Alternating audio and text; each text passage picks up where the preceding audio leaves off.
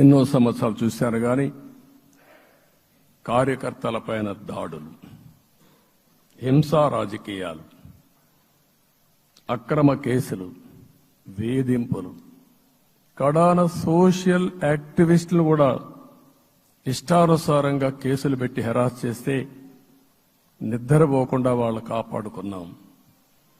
ఇంకొక పక్కన అన్ని పార్టీలకు 3 పార్టీలకు అనుభవం ఉంది. ఈరోజు మీరు చూస్తే ప్రాణాలు తీస్తూ అరాచకంగా ప్రవర్తిస్తూ తెలుగుదేశం పార్టీలో ఒక ఉదాహరణ చూసినప్పుడు అన్ని పార్టీలకు వర్తిస్తుంది.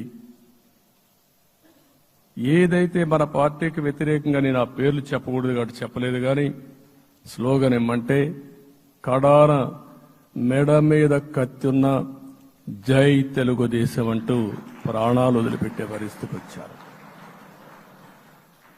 ఇది ఊహించని పరిణామాలు ఇవన్నీ.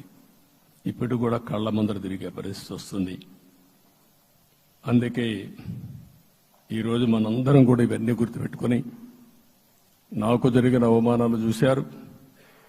నేను అందుకే మా కుటుంబానికి జరిగిన అవమానంతో నేను కూడా భరించలేక బయట వచ్చినప్పుడు ఒకటే శపథం చేసి వచ్చాను. ఆ శపథం ఇది గౌరవ సభ కాదు, ఇది కౌరవ సభ.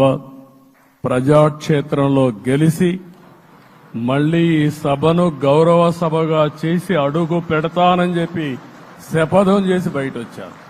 ఈ వీడియో కానీ మీకు నచ్చినట్లయితే లైక్, కామెంట్, షేర్ చేయండి. మరిన్ని అప్డేట్స్ కోసం సబ్స్క్రైబ్ చేయండి.